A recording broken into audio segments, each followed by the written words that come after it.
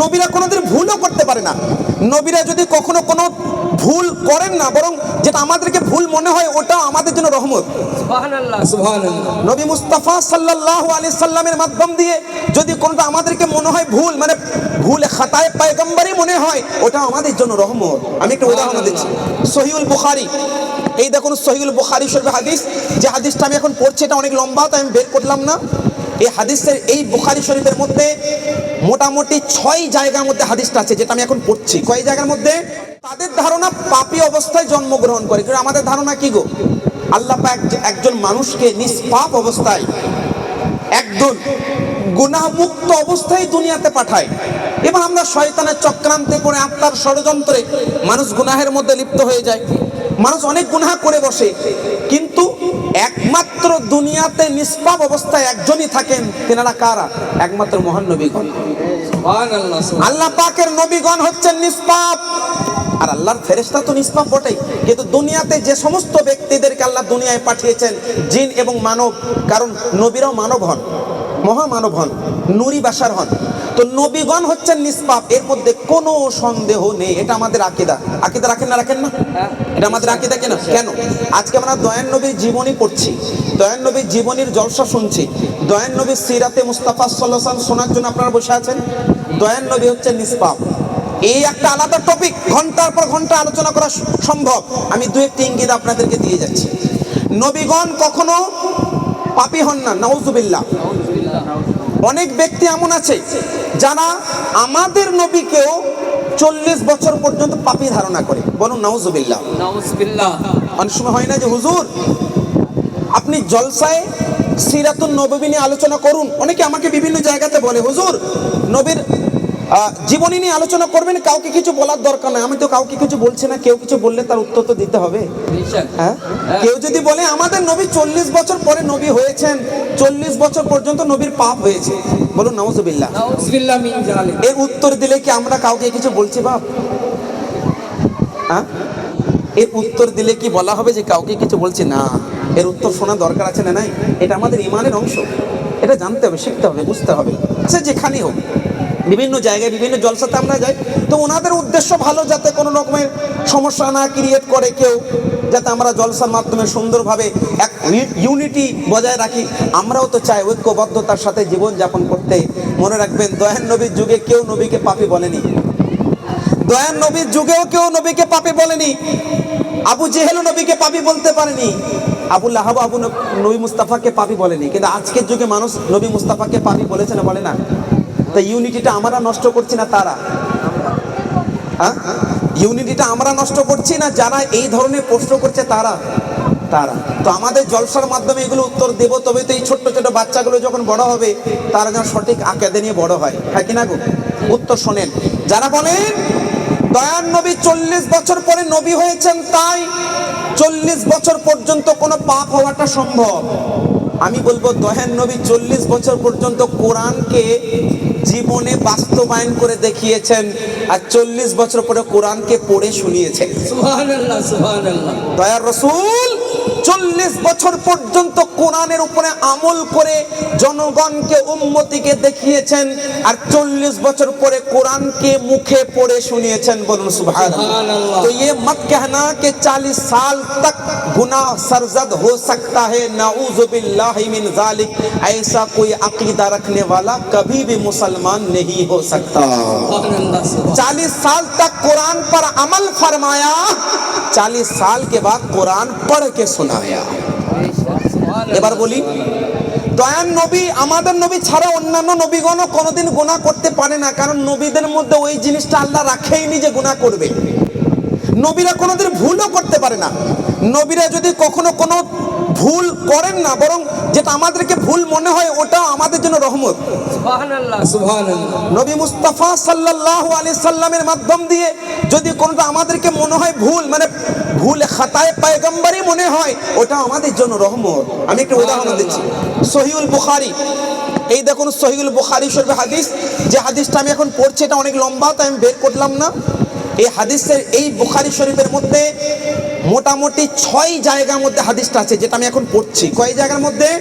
6 জায়গা। আমি 6 জায়গায় পড়েছি, আরো অনেক জায়গা থাকতে পারে। আমার এই মুহূর্তে ব্রেনটার মধ্যে 6টি জায়গা মুখস্থ আছে, 6 জায়গার মধ্যে হাদিসটা আছে বুখারী শরীফে। হাদিসটা কি শোনেন, বুখারী শরীফে হাদিসের বর্ণনাকারী হযরত সাইয়্যিদুনা আবু হুরায়রা রাদিয়াল্লাহু আনহু, আর বর্ণনাকারী একদম বিখ্যাত সাহাবী। শোনেন কি হয়েছে, নবী মুস্তাফাদের ভুল হয় না জীবনে, আল্লাহ ওনাদের মাধ্যমে খাতায় পয়গম্বরি কোরআন যাতে উম্মতের জন্য রহমত হয়। সুবহানাল্লাহ সুবহানাল্লাহ। উদাহরণ দিচ্ছে শোনেন, সহিহুল বুখারী শরীফের হাদিস, আল্লাহ রাসূল সাল্লাল্লাহু আলাইহি ওয়াসাল্লাম নামাজ পড়াচ্ছেন, কয় রাকাত নামাজ? 4 রাকাতের নামাজ পড়াচ্ছেন। 4 রাকাত নামাজ কোন ওয়াক্তে আছে? জোহরে আছে, আসরে আছে এবং এশাতে আছে। তো আল্লাহ নবী সাল্লাল্লাহু আলাইহি ওয়াসাল্লাম 4 রাকাতের নামাজ পড়াচ্ছেন, 4 রাকাতের। আল্লাহ নবী সাল্লাল্লাহু আলাইহি ওয়াসাল্লাম 2 রাকাত নামাজ পড়ালেন আর সালাম ফিরিয়ে দিলেন। খুব মনোযোগ দিয়ে শুনবেন, 4 রাকাত নামাজের মধ্যে মাত্র 2 রাকাত নামাজ পড়িয়ে দয়ার নবী সালাম ফিরিয়ে নিলেন। একজন সাহাবী যিনার নাম হযরত যুল ইয়াদাইন রাদিয়াল্লাহু তাআলা আন, ওই সাহাবী বলছেন, সাহাবীর মুবারক বাণীটার মধ্যে আমাদের আকীদা ভরা, সাহাবীর মুবারক কথার মধ্যে আমাদের আকীদা গ্রহণ করতে হবে। শোনেন ওনার মুবারক বাণীটা শোনেন সাহাবীর। দয়ার নবীকে বলছেন, আকাসুরাতিস সালাতু ইয়া রাসূলুল্লাহি আম নাসিত, এটা হাদিসের ভাষা। সাহাবী বলছেন, আকাসুরাতিস সালা ইয়া রাসূলুল্লাহ, ইয়া রাসূলুল্লাহ নামাজ কি কম পড়িয়ে দেওয়া হলো? নামাজ কি আল্লাহর পক্ষ থেকে কমিয়ে দেওয়া হলো? ইয়া রাসূলুল্লাহ আম নাসিতা, না আপনার মাধ্যমে 2 রাকাত সম্পূর্ণ হলো আর 2 রাকাত আপনার মাধ্যমে ভুলে গেছে। মুবারক বাণীটা শুনলেন, লক্ষ্য করলেন? আকাসুরাতিস সালাতু ইয়া রাসূলুল্লাহ আম নাসিত, ইয়া রাসূলুল্লাহ নামাজ কি কম হয়ে গেল? মানে আল্লাহর পক্ষ থেকে কি নামাজ কম হয়ে গেল, না আপনার মাধ্যমে ভুল হয়ে গেল? আমাদের যুগে, এখনকার যুগে যদি এরকম হয়, ইমাম সাহেব 2 রাকাত নামাজ হয়েছে, 2 রাকাত হয়নি পড়া, 2 রাকাত হয়নি, 2 রাকাত হয়নি, মানে এক মুহূর্তে মানে 10 জনের আওয়াজ উঠে যাবে। হবে না? হবে না?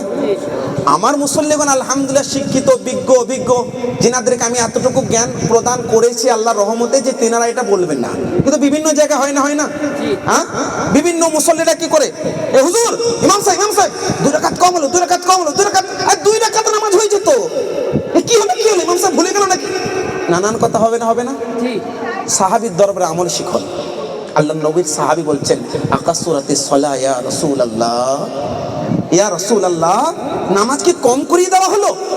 এখানে 2টা আকীদা। প্রথম আকীদা, ইয়া রাসূলুল্লাহ বলা জায়েজ না নাজায়েজ? জায়েজ। ইয়া রাসূলুল্লাহ বলা হালাল না হারাম? হালাল। ইয়া রাসূলুল্লাহ বলা ঈমান না শিরিক?